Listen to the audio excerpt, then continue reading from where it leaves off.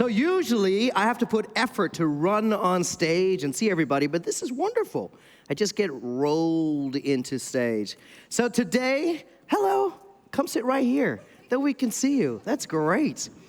Yes, come, all of you come on this side. This is a much better side, and we can have an actual fireside chat.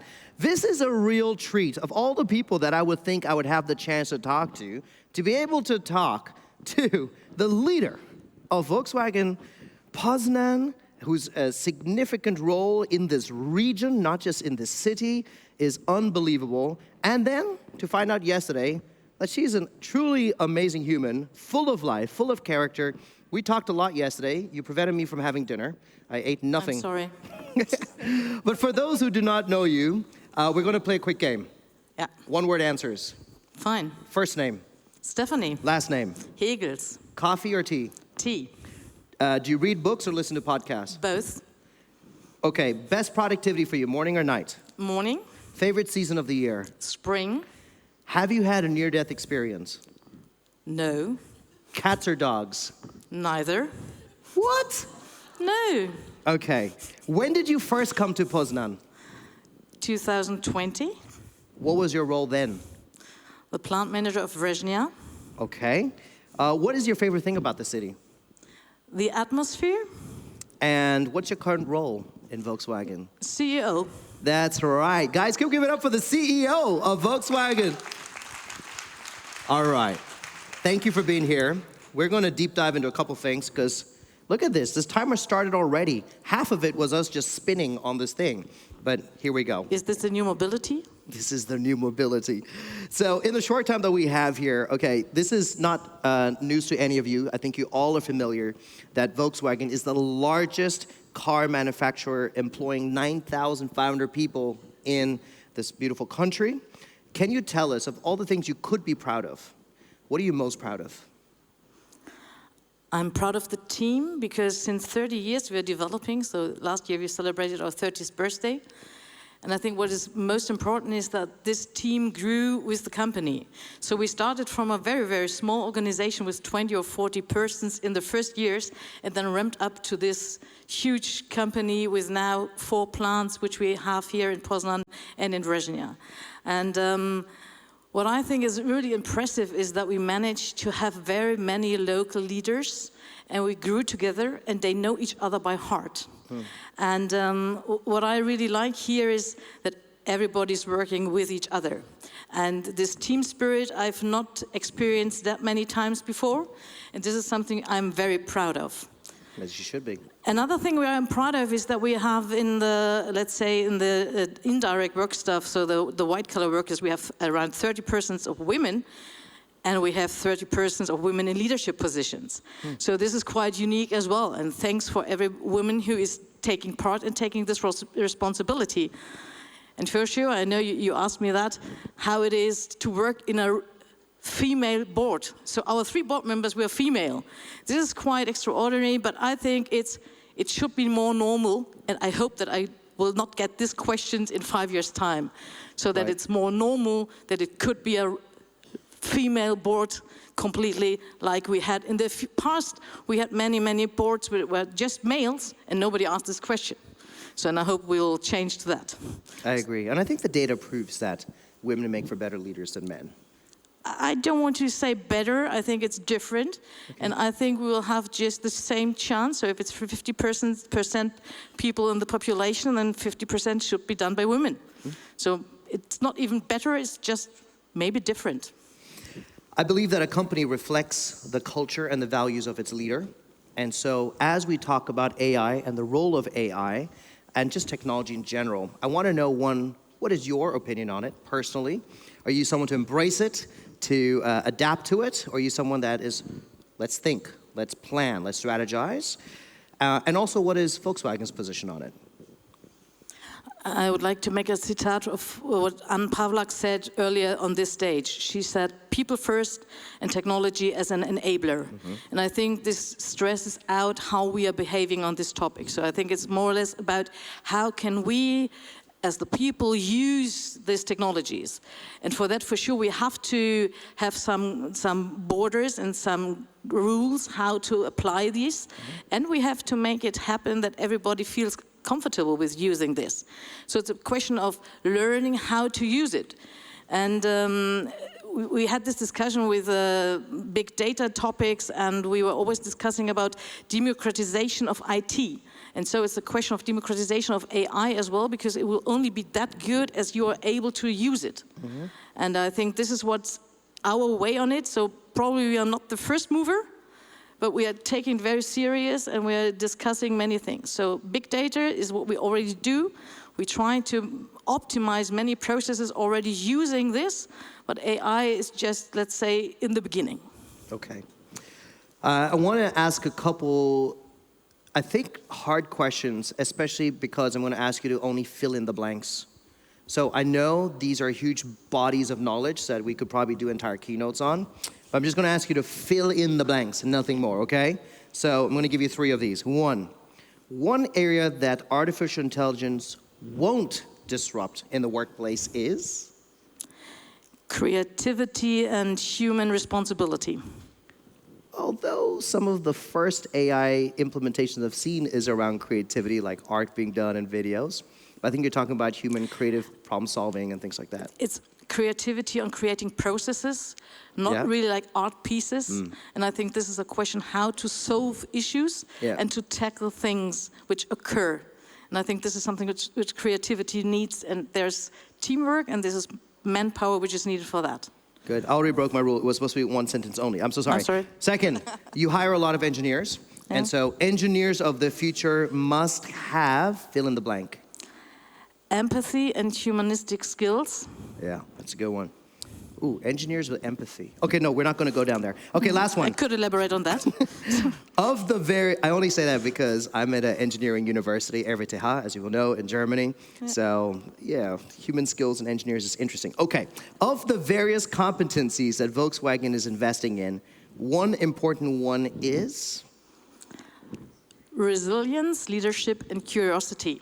So I know it's 3, so I'm sorry. Resilience, curiosity, and? Leadership. And leadership. Excellent. Thank you so much for sharing that. You know, one of the things that is undeniable is Volkswagen's significant impact in this region, socially, economically. What do you hope will be the legacy? If you could write the story of what Volkswagen is doing here, what would that be? I think there are 3 aspects on this. First of all, it's a question of education, how we train people and how we look for our workforce. So we are having cooperations with 2 schools here so that we train the people. And around the 700 persons who already attended this, nearly 95% are now in our workforce. So that means around 8% of our workforce will be trained by ourselves in our programs. Wow. So this is something which affects really the society around us. Yes. It's a question of working together with universities. So this is something where we want to establish a boundary with the rest of our environment. Second is, for sure we have many suppliers. And what we're discussing always is that we wanted our suppliers to head in the same directions than we do, that we ask them to be the sustainable topics, that we ask them to follow our, let's say, leading roles there. And for sure we ask them whether they have good ideas which we can share.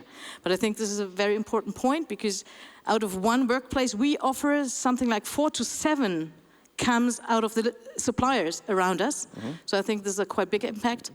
And last but not least is the social responsibility, and this is something like being some role model, each and every person working with Volkswagen, to get these messages within your families, within your social context, and I think this is a big impact we can have if we use it right.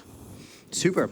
I've got another question for Stefanie, a final question, but I just realized at no point today have we given a chance for any of you to ask a question to our speaker. And we did not talk about this earlier, but I feel comfortable with Stefanie and just how quick she is with her responses. So if you have a question, raise your hand. And I know we don't have a microphone, just yell it to me. I won't be offended, and I'll repeat it again on my microphone. So think about if you've got a question. But obviously the mobility space is so quickly moving and shifting and changing. What is an insight, something that you can tell us maybe from the boardroom that doesn't break rules, that maybe for us to think about, okay, if a company like Volkswagen is embracing change like this, in our industries, we should also have a similar attitude. So what is something that is moving, shifting, pivoting, or evolving in the mobility space? It's about the question of is ownership of a car still the business model of the future? Yeah. Or is it a question of using mobility? Yeah. And are we a part of then offering this mobility? And I think to the extent this is going to be a question if we have autonomous driving, this changes everything, because nowadays I think many of the people sitting around here like to drive cars because it's fun driving, because you feel freedom. But maybe children with 15 or 16 will not feel any kind of this freedom anymore. We were raised like that. And I think this is something which we always have to take in mind, that it's not our perspective, but it's the perspective of the next generations. And this is sometimes hard if you are not so involved in this, because you have to somehow adapt to something which you don't know. And then, again, we are at the topic resilience, so be open-minded and curious to new things. I've got a follow-on question about that and how you know, but does someone have a question? Because I'd love to give the opportunity if someone does. I'm looking because I'm open to it. Anyone got a question? No. That's fine. That's fine. I know you're here to receive stuff. I want to give the chance. No? Okay.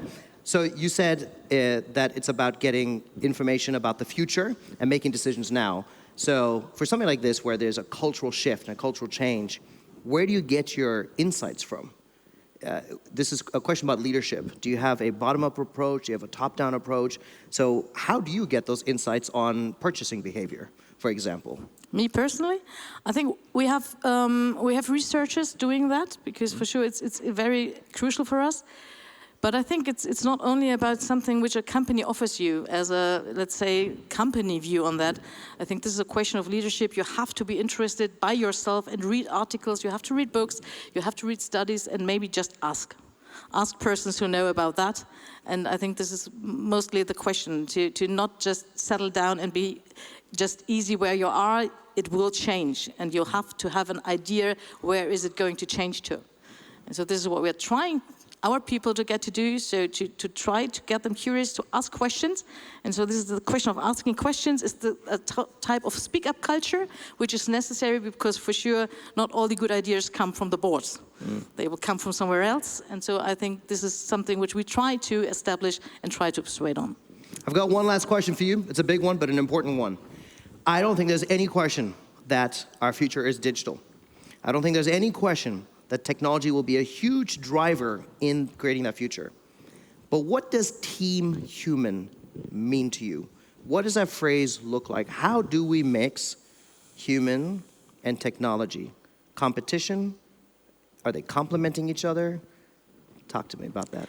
We had this topic yesterday. I think for people it's a question of belonging to a team or belonging to a group. We are social, let's say social animals, and we want to belong to something. And we will not belong to an AI. We will not belong to a computer. And I think we are still needing some groups where we feel comfortable with. It's a family, or it's a business, it's a company. And I think this makes team future, because this is something where you have in a team, you feel well, you can work together, and you experience this together. And winning together is most times more worthwhile than if you just win for your own. So this is, I think, why teams in the digital way is still very, very necessary and I think very important. So and I'm happy to be here today and not just speak to you via some audio conference, so because it makes some difference being here and meeting each of you. On an actual point, I've been thinking about that, because obviously a big part of my job, I think, is to be here in person. But like everybody else, I'm trying out AI tools, and I'm curious about an avatar that speaks in multiple languages. Like right now I'm talking English, you hear me in English. And I've been thinking very seriously and researching, how can I create avatars of myself that on your phone will speak in your language? And this is interesting. And then I think, can all of what I do be replaced? I'm sure at a macro level you're thinking this, across different verticals of your organization, across different processes, is what can be automated and what cannot? What will stay team human and what will be made more efficient? One of the things I really enjoyed was said earlier was that AI does not have to be a substitute, although some people fear that, but it may actually enhance our job satisfaction. And I would believe, based on Volkswagen's incredible success in this region, that you will embrace a technology that enhances, and you'll reject that does not. We're delighted that you're here. Thank you for coming. Is this your first time at Impact? Yes, actually, yes. And I'm sorry for being not here the last years, because it's a very interesting format. So I like to be here, and for sure next year again. Last question. If people were to see you in your bright orange, you cannot miss this lovely lady. Who are you hoping to meet at this conference? Interesting people. Great. So if you see her and her team walk around, please say hello. Let her know what from today's talk touched you. Thank you so much, Stefanie. What a pleasure to meet you last night. What a pleasure to share this oddly rotating stage with you. This has been a great joy. Thank you very much. And thank you for listening. All right.